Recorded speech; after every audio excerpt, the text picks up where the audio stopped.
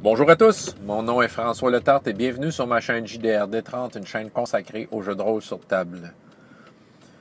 Vie de rôliste aujourd'hui. En fait, je fais un retour sur une des questions du RPGAD encore. Je vous en parle encore.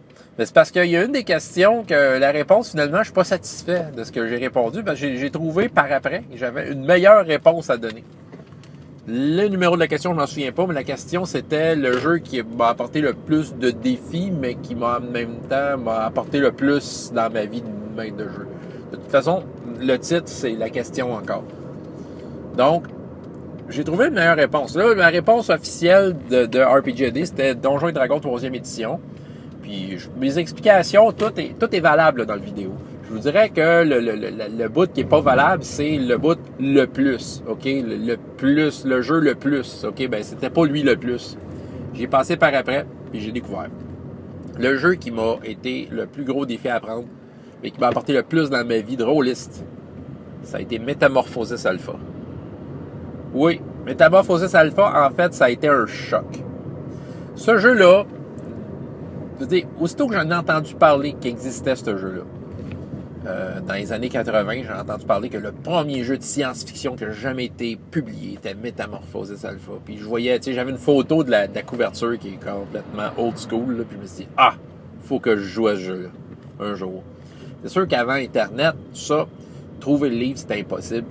Puis, tu sais, là, tu sais, il y avait des collectionneurs qui le vendaient. Les premiers temps d'Internet, j'allais sur eBay, puis tu sais, il y a du monde qui vendait les boîtes 200$, tu sais, c'était comme, ça avait pas d'allure. Mais là, avec l'arrivée de trucs comme Rapid JDR, on a comme tout soudainement accès à ça. Puis depuis que ce jeu-là était comme dans ma liste de jeux de souhait, ben là, j'ai décidé de l'acheter en PDF puis de commencer à regarder ça. Puis là, avec Brigade Con, il y a 2 ans, j'ai décidé de garder, je me donne un défi, je vais faire ce jeu-là, mais je vais le faire tel qu'il est. Et c'était ça c'était le défi. C'est un super vieux jeu. Les règles, c'est un petit peu n'importe quoi. OK? C'est un petit peu n'importe quoi. Il n'y a rien de cohérent, d'unifié. On est habitué aujourd'hui à des systèmes de jeu, que tu roules un dé, tu ajoutes un modificateur, puis tu es capable de couvrir à peu près n'importe quelle situation, même si c'est pas écrit dans le livre une règle précise. Le jeu est ainsi fait que tu es capable de t'imaginer les situations et utiliser le système de règles pour la résoudre. C'est pas le cas. T'as aucun support là-dedans. T'as des règles précises sur résister à la radiation, comment attaquer. Toutes sortes d'affaires de même. Comment t'es charismatique avec un groupe de personnes, je pense. OK, mais ces règles-là sont toutes séparées. Puis chaque règle a sa petite façon de fonctionner. Tu roules tel dé, ou tu roules 3D6, là tu roules un D20. C'est ça. C'est toutes sortes de règles un peu mélangées qui ont comme pas d'affaires les unes dans l'autre. Puis ça, c'est un défi. Parce que, avec l'expérience, tous les jeux aujourd'hui, c'est facile de prendre n'importe quel jeu puis de faire des règles maison pour finalement te le mettre confortable. Souvent, mettre confortable, c'est de le mettre un peu à l'image des jeux que tu aimes déjà.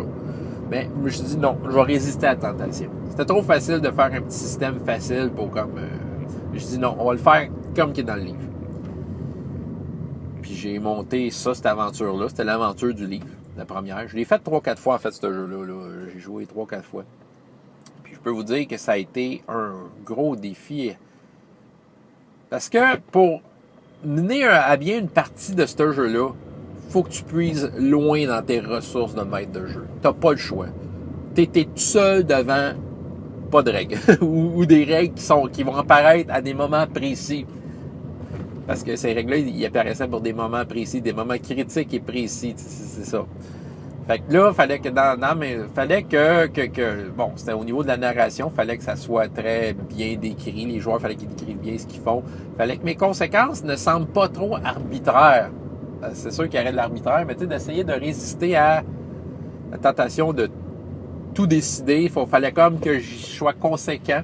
C'est un jeu qui est très mortel pour les personnages. OK, le taux de survie est très bas.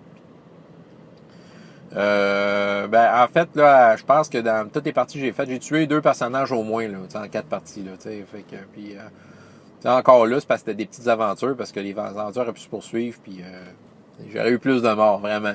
C'est un jeu où le taux de survie est très, très bas. Puis c'est un jeu qui est complètement débalancé. T'sais, pour ceux là, OK, je m'adresse à ceux qui aiment la 4e édition, là. Métamorphosis Alpha, c'est le contraire. Le contraire, OK? Tu peux faire un humain, puis il y a des statistiques quelconques. Puis la seule affaire vraiment spéciale que les humains ont dans ce jeu-là, je pense, c'est comme ils ont comme du leadership. T'sais, le monde, ils peuvent prendre, s'ils prennent des décisions, mais ils ont comme un peu l'avantage là-dessus. T'sais, ils peuvent être des chefs. Puis les robots, ils les attaquent pas vraiment. T'sais, à moins que le robot soit vraiment déréglé, mais les robots du vaisseau, là, dans lequel ça se passe, Métamorphosis Alpha. Je vous parle de Métamorphosis Alpha, vous savez même pas. C'est sûr qu'il y en a qui savent même pas c'est quoi. Je vais vous faire un petit résumé après. Mais en tout cas, les robots vous attaquent pas. C'est ça. Mais voilà, mais c'est ça. Sinon, là, quand on tombe un mutant, là, c'est n'importe quoi. Tu peux avoir un bon. Puis, tu sais, souvent, ils ont des pouvoirs. T'as même pas besoin de rouler de dés, ça marche tout de suite. Tu te téléportes à volonté. Tic, tic, tic, tic, tu sais, puis il y a pas de limite, tu sais, où tu tires du feu avec tes yeux, puis ça fait plein de dommages comme ça se peut pas, tu sais, c'est. Ou ton pouvoir, c'est juste de changer de couleur. Tu sais, c'est ça, tu sais, il y a comme n'importe quoi, là. Tu sais, c'est ça, c'est vraiment un freak show. Je crois que j'ai fait des parties que les joueurs ont appréciées. Et il y a aussi eu des commentaires de spectateurs qui étaient unanimes sur le fait que c'était une partie très le fun à regarder. J'ai eu un commentaire de quelqu'un, je sais pas c'est qui. Puis son commentaire, je pense qu'il l'envoyait dans des groupes autres. J'ai pas été voir, mais il disait Hey, les joueurs de Pathfinder, venez voir ça. Je sais pas ce que ça voulait dire, mais je pense qu'il voulait. J'avais l'impression. J'ai vu d'autres commentaires du monsieur qui semblaient très positifs. Fait que j'ai l'impression qu'il voulait juste comme montrer qu'il y a une façon de faire du jeu de rôle avec rien. Puis que ça marche. Puis c'est ça. Écoutez, ça a été un gros défi. Moi, ça m'a apporté beaucoup. Une confiance en moi. Ça m'a permis de me découvrir encore plus en tant que maître de jeu. C'était le genre de jeu que je voulais faire depuis longtemps, mais que j'avais pas l'occasion, que le système me stressait. C'était un stress différent ici, parce que c'est pas le système qui me stressait, c'était de savoir de quelle façon je vais m'en sortir. Puis je m'en suis très bien sorti. Puis c'est vraiment le fun comme jeu. Vraiment, vraiment, vraiment. Pour un jeu de 1976, c'est surprenant. C'est surprenant parce que c'est plus le jeu qui fait que c'est le fun, c'est toi, ta capacité à rendre ce jeu-là intéressant qui fait que c'est le fun. C'est comme... c'est ça. Puis là, des fois, il y a des règles qui apparaissent. Oh, là, on a de la radiation. Fait que tu sais, les règles qui sont dans le livre, c'est un indicateur dans un jeu de rôle. Tu sais, ça t'indique surtout quel genre de situation devrait arriver assez souvent. Comme là, il y avait des règles précises sur la radiation. Fait que la radiation, c'est quelque chose qui est une réalité dans Métamorphosis Alpha. Allons-y avec le petit résumé de qu'est-ce que Métamorphosis Alpha. C'est un gros vaisseau spatial qui est parti de la Terre pour trouver une autre planète. C'est le principe dans une galaxie près de chez vous. Ils ont passé à travers un gros nuage de radiation. Puis, tout le monde a perdu la mémoire, puis il y a toutes sortes de mutations qui sont nées. Le vaisseau est énorme. C'est comme un pays, en fait, qui se promène. Puis chaque étage, c'est carrément un environnement différent. Tu vas avoir un étage, c'est une ville. L'autre étage, c'est une forêt. L'autre étage, c'est un océan. Puis, c'est ça. Puis là, dans le fond, tout le monde sont là, puis ils se rappellent plus de rien, ils se rappellent plus comment ça marche la technologie. Là. Dans le jeu-là, tu découvres la technologie. T'sais. Fait que ça, c'était drôle dans les descriptions, parce que tu arrivais devant un grille-pain, mais tu as une boîte carrée avec 2 trous, puis... Fait que là, les humains, il fallait qu'ils roulent les dés, ou les autres, puis... Ah, là, ils me réussissaient leur jet, ils disaient « Ouais, il me semble que tu faisais cuire de quoi manger là-dedans, tu sais. Il fallait amener des indices, puis c'est ça, puis, fait que des fois, ils tombaient sur des armes, ils pouvaient se faire mal avec. C'est ça. C'est comme ça. C'est un univers comme ça. C'est un univers de survie. Il y a des petites tribus par-ci, par-là. Il y a plein de choses à découvrir parce que le monde ne se souvient plus qu'est-ce qui est quoi. Tout est viré sans dessus-dessous là-dedans. Puis, c'est ça. Fait que là, c'est vraiment ça le jeu. C'est un jeu de survie dans un vaisseau, puis on ne sait pas ce qui se passe avec le vaisseau. Personne qui le pilote. Il est dans l'espace. Donc, voilà. C'est vraiment intéressant comme jeu. Le lien de Rapid JDR va être en bas. Sérieusement, là, c'est un classique à avoir. Il n'est pas cher, le jeu. Puis, lisez-le, 32 pages de pur plaisir. De voir c'était quoi la vision d'un jeu de rôle en 1976. James Ward. Puis c'est un classique. Tu sais, c'est tellement un classique que l'an dernier, Goodman Games, ça c'est eux qui font Dungeon Crawl Classics, ont réédité 7 versions-là de Metamorphosis Alpha en version de luxe, parce qu'il y a encore du monde qui y croit. Mais Metamorphosis Alpha, aujourd'hui, est rendu à sa 5e édition officiellement. C'est une mécanique complètement différente. T'sais, le contexte est le même, mais là, c'est une mécanique comme qu'on connaît avec des habiletés, des compétences. Okay, le classique, finalement. Fait que Metamorphosis Alpha existe encore. Comment il s'appelle, le gars qui a fait ça? Je pense que c'est Jamie Wallis, quelque chose de même.